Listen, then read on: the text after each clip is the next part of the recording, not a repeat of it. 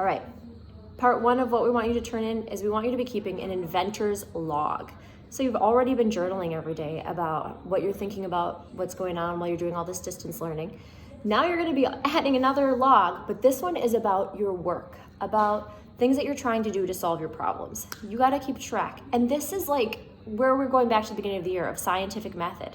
You're trying things, you're working it out, and does it work? And sometimes it does, and sometimes it doesn't.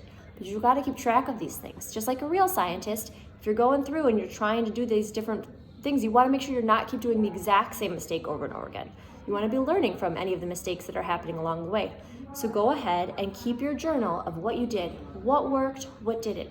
And sometimes you're gonna be like, that was awesome, this is why it worked. Or sometimes, like you saw in Mark Rober's video, you might see something and you go, that's funny. I wonder why it did that. And maybe you look into it and you find a new solution to that.